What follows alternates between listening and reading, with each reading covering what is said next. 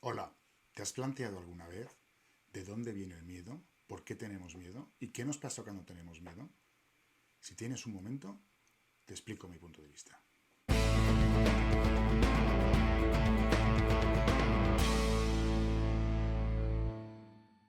En los años 70, el escritor Richard Dawkins escribió su libro El gen egoísta, que es un libro que habla de una manera de ver la teoría de la evolución de las especies de Darwin.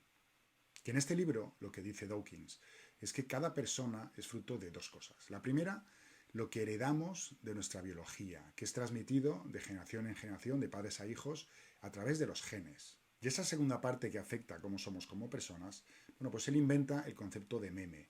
¿Qué es el meme? Es aquella unidad de transmisión de la cultura. Es decir, nosotros no solo somos productos de nuestra biología, somos productos también de la cultura en la que hemos nacido. Creo que es bastante razonable pensar que si mi yo biológico, la misma persona que biológicamente era yo cuando nací, hubiera nacido en otra cultura, en otro país, en otra ciudad, en otra familia, en otra época, yo hoy sería una persona totalmente distinta.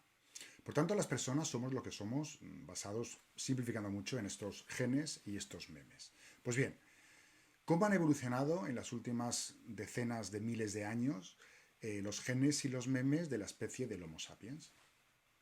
Vamos a pensar primero en los genes.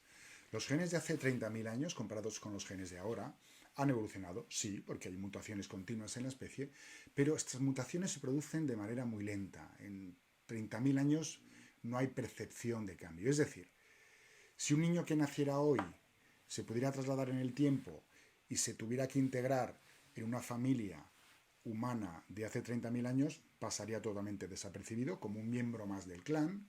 Y al revés, si un niño de los que nació hace 30.000 años pudiera aparecer en nuestra sociedad del siglo XXI, nos parecería un bebé totalmente normal biológicamente. Por tanto, la evolución de los genes ha sido, bueno, está ahí pero muy lenta. Pero ¿qué pasa con los memes? ¿Qué pasa con la cultura? ¿Qué pasa con cómo vivían nuestros antepasados biológicamente casi iguales que nosotros hace 30.000 años, 20.000 años, 10.000 años, hace 5 siglos, un siglo? Fijaros que la cultura en la que nos hemos desarrollado como especie ha evolucionado muchísimo. ¿Y cuáles han sido los individuos que han tenido más probabilidades de que sus genes perduraran desde hace decenas de miles de años? Pues claramente aquellos que estaban preparados para poder adaptarse mucho mejor a las amenazas, a los riesgos que existían hace 30.000 años. ¿Cuáles eran las amenazas de hace 30.000 años? Pues era pelearte con la tribu de al lado, por tanto tenías que ser más fuerte, estar más preparado para la pelea, o tener que huir de amenazas de animales salvajes que te querían comer. Por tanto, todo tenía que ver con una resistencia física, tener más fuerza, tener más velocidad.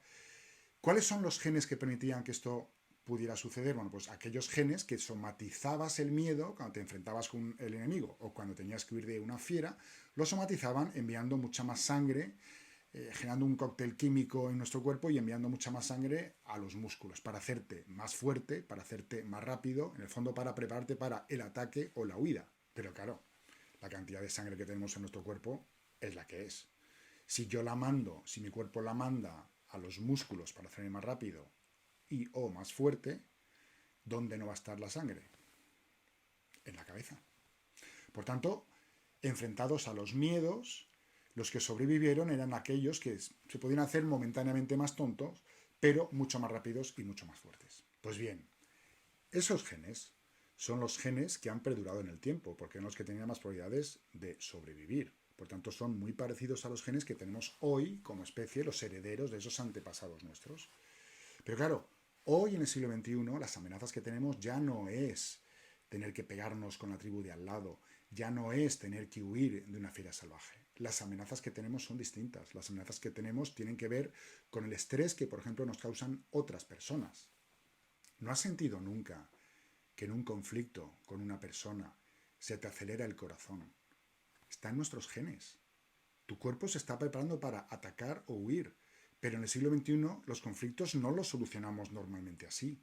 Por tanto, la pena de todo esto es que estamos biológicamente inadaptados para este siglo XXI. O sea, nuestros genes son los genes que eran útiles en los memes, en la cultura de hace 30.000 años.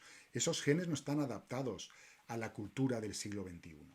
Ten, por tanto, muy claro que si en una relación, en la manera de comunicarte con una persona, estás causándole miedo, esta persona se va a volver momentáneamente tonta, porque su sangre se va a ir, va a bombear el corazón para que la sangre se vaya a los músculos, para hacerse una persona preparada para el ataque o la huida, más rápida y más fuerte, no para ser intelectualmente más potente. Y tu comportamiento va a estar afectando a esta persona. Si tu comportamiento le genera miedo, tú eres el que está causando que esta persona se haga temporalmente tonta. Por tanto, desde tu comportamiento puedes evitar eso. ¿Quieres tener a una persona intelectualmente válida para crear juntos? No le generes miedo.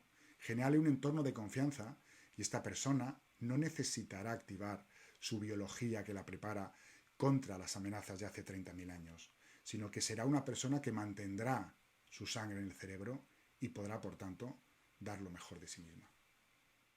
Y por cierto, el término meme, que es el que se utiliza hoy para esos intercambios de esos pequeños vídeos, esas imágenes comentadas, no es casual. Son piezas culturales que nos intercambiamos.